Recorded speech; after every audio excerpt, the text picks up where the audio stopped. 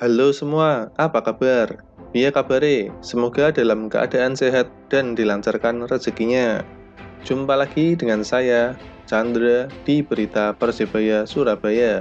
Terima kasih untuk yang sudah subscribe dan penonton yang sudah mau nonton video di sini. Persebaya sudah lolos dari fase grup dan akan bertanding di babak 8 besar melawan Persib Bandung. Ayo kita bahas kira-kira apa saja yang perlu dievaluasi dan review Persebaya selama di fase grup.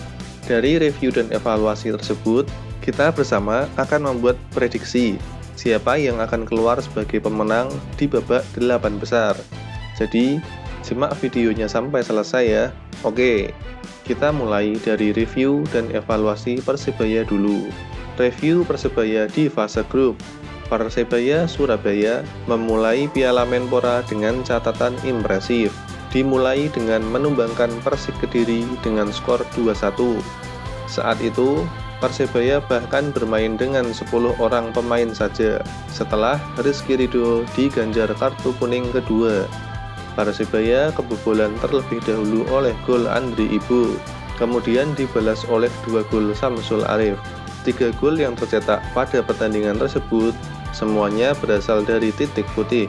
Pada pertandingan kedua, Persebaya bertemu dengan Madura United. Pertemuan ini berlangsung lebih sengit.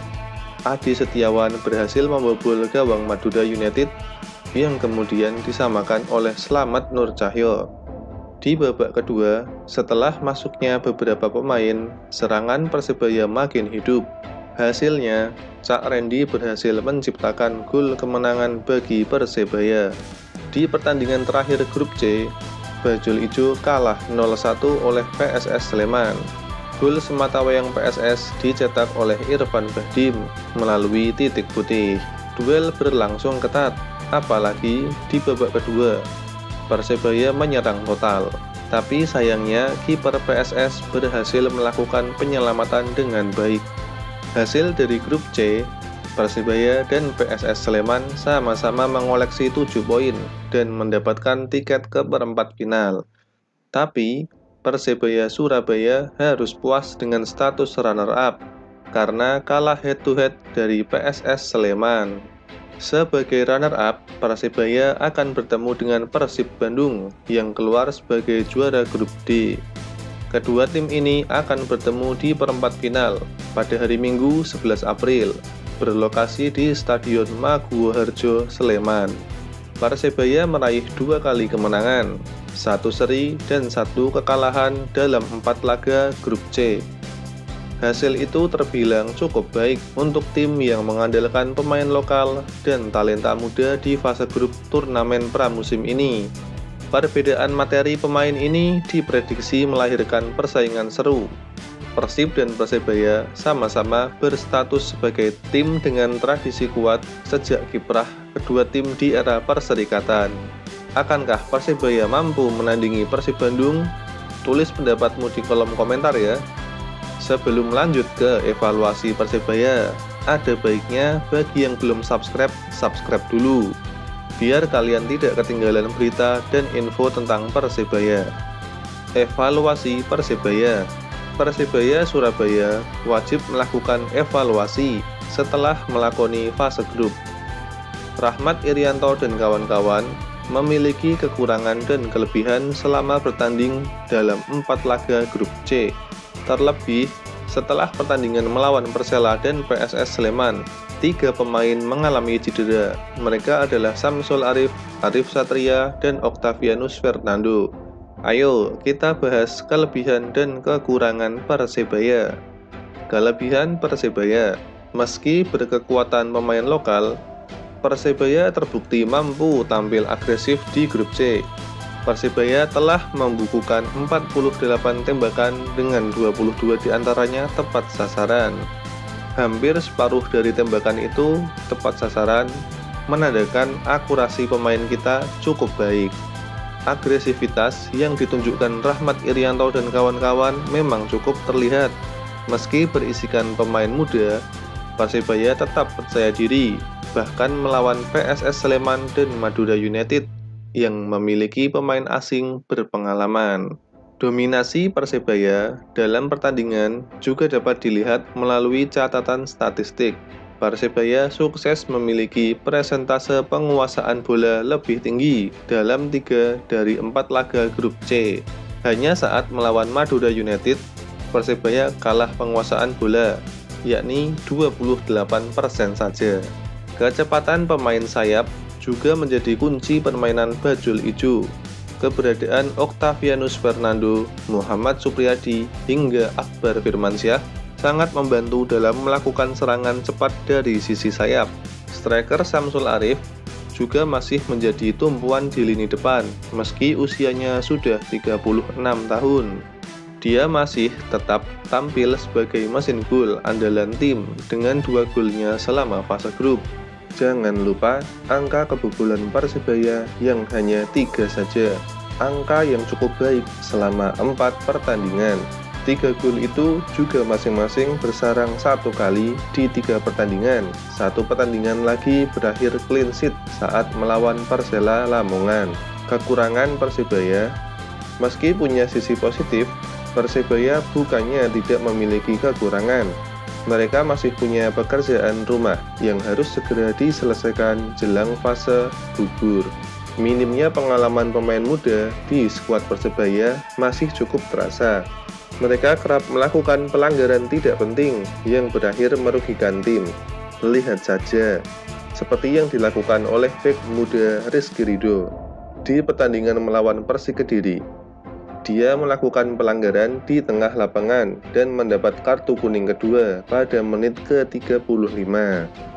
Persebaya terpaksa harus bermain dengan 10 pemain saja sejak menit itu. Beruntung, Persebaya tetap menang dengan skor 2-1.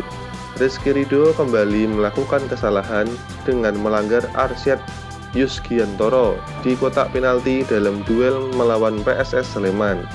Kekalahan 0-1 Persebaya di laga ini terjadi setelah penalti yang dicetak oleh Irfan Bahdim di menit ke-47. Sejujurnya, menurut saya pribadi, untuk pelanggaran itu masih bisa diperdebatkan. Apakah 100% kaki Ridho itu melanggar Arsyad? Karena, kalau dilihat dari gerak lambat, Arsyad sudah menghindar dan melepas tembakan. Jadi, untuk penalti itu bisa dibilang asiknya sepak bola lah. Ada drama di sana. Wajar juga kalau dari sudut pandang wasit itu dianggap advantage untuk PSS. Kalau kalian punya pendapat lain, tulis di kolom komentar ya. Kemudian, lini depan yang sebenarnya belum tampil optimal. Dari 22 tembakan ke gawang, hanya 4 yang mampu berbuah gol. 2 gol Samsul dicetak dari titik putih, 1 gol Adi dicetak dari situasi set piece. Hanya gol Cak Randy yang berasal dari situasi open play. Persebaya juga gagal mencetak gol di 2 laga beruntun saat bertemu Persela dan PSS Sleman. Hal itu menunjukkan sektor penyelesaian akhir perlu dibenahi. Persebaya perlu mencari solusi meningkatkan produktivitas gol. Apalagi nanti di perempat final akan bertemu Persib. Jangan lupakan juga saat membangun serangan, kadang masih terlalu lama mendelay bola. Gerak cepat sebelum direbut. Tingkatkan chemistry antar pemain. Prediksi Persebaya versus Persib saat lawan PSS tidak bisa dipungkiri. Pelatih Adi Santoso menyimpan fisik skuad utamanya. Untuk melawan Persib, saya yakin Persebaya akan memainkan winning team yang memenangi 2 laga di awal babak grup C. Prediksi pemain yang akan diturunkan sebagai starter. Posisi kiper, Satria Tama. Satria Tama telah melakukan 10 penyelamatan sepanjang fase grup. Bek kiri, Alwi Selamat. Alwi Selamat berhasil melakukan 139 operan sukses. Bek kanan, Koko Ari. Bek tengah, duet Rahmat Irianto dan Rizky Ridho.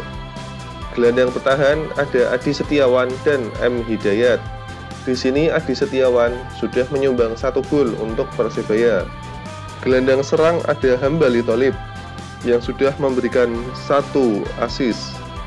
Penyerang kiri ada Akbar Firmansyah dan penyerang kanan adalah Supriyadi. Untuk di posisi penyerang utama adalah Rivaldi Bawo. Catatan di bangku cadangan Masih ada Kambuaya yang mencatatkan 6 dribble sukses. Kemudian Randy Irwan dengan catatan 1 gol dan Samsul Arif dengan catatan 2 gol. Prediksi skor. Untuk melihat prediksi skor, ada baiknya kita lihat statistik selama fase grup dulu. Untuk aspek crossing, Persebaya berhasil mencatatkan 6 kali, berada di urutan ke-9 dari 17 klub. Sedangkan Persib mencatatkan 5 kali crossing dan berada di urutan ke-11 dari 17 klub. Untuk ball possession, Persebaya mencatatkan 53%, rata-rata total selama pertandingan di fase grup. Persebaya berada di urutan kedua, sedangkan Persib mencatatkan 52% dan berada di urutan ke-9. Untuk catatan tembakan tepat sasaran, Persebaya berhasil mencatatkan 22 tembakan, sedangkan Persib Bandung hanya mencatatkan 12 tembakan. Persebaya bersama Madura United memiliki catatan shot on target terbanyak selama fase grup. Sedangkan untuk catatan gol, Persebaya hanya berhasil mencatatkan 4 gol dari 4 pertandingan. Di sini, Persib lebih produktif dengan mencatatkan 6 gol dari 3 pertandingan. Dilihat dari statistik di atas, tampak Persebaya unggul dari Persib di beberapa aspek. Tapi, perlu digarisbawahi satu hal yang Persib lebih unggul, yaitu produktivitas gol. Persib mencetak 6 gol dari 12 sepakan tepat sasaran, sedangkan Persebaya 22 sepakan tepat sasaran hanya menghasilkan 4 gol. Itu juga 3 gol diantaranya dari situasi bola mati, 2 penalti, dan 1 tendangan pojok. Ayo Bajul Ijo, berbenah. Coach Aji, latih finishing pemain. Kita punya potensi, penguasaan bola sudah baik, umpan silang juga sudah baik, tembakan akurat. Ayo tingkatkan konversi tembakan menjadi gol. Meskipun di atas kertas, pemain Persib lebih bertabur bintang, tapi lihatlah statistik tadi.